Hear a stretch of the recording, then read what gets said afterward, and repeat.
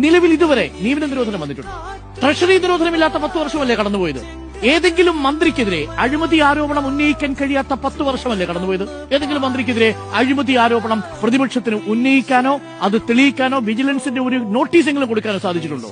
കഴിഞ്ഞിട്ടില്ലല്ലോ. അപ്പോ അഴിമതി ഈ ആരോപണം മന്ത്രിക്കെതിരെ ഇല്ലാത്ത കേരളം 10 വർഷങ്ങൾ ട്രഷറി ഏതെങ്കിലും തരത്തിൽ പൂട്ടിയതായിട്ട് കേട്ടോ? ട്രഷറി പൂട്ടിയിട്ട് ശമ്പള വിതരണം മുടങ്ങിയതായിട്ട് കേട്ടോ? എവിടെ? ട്രഷറി നിയന്ത്രണമല്ലേ? ട്രഷറി നിയന്ത്രണം സ്വാഭാവികമാണ്. എല്ലാ സമയത്തും എല്ലാ വർഷത്തിലും മാർച്ച് മാസം ഉണ്ടാവും. അങ്ങനെയായിരുന്നു ഉമ്മൻചാണ്ടി സർക്കാരിന്റെ കാലത്ത്, അങ്ങനെയായിരുന്നു AK ആന്റണി സർക്കാരിന്റെ കാലത്ത്. ശമ്പളമില്ലാതെ ഏതെങ്കിലും സർക്കാർ ജീവനക്കാർ ബുദ്ധിമുട്ടുണ്ട്.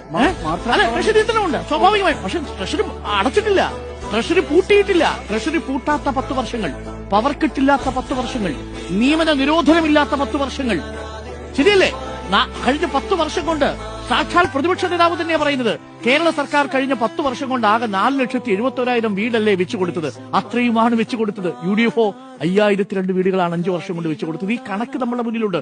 ഇതാണ് യഥാർത്ഥത്തിലുള്ള വജ്രായുധമായി സർക്കാർ ഉപയോഗിക്കാൻ പോകുന്നത്. വിവാദങ്ങൾക്ക് പിന്നാലെ സർക്കാർ പോകില്ല.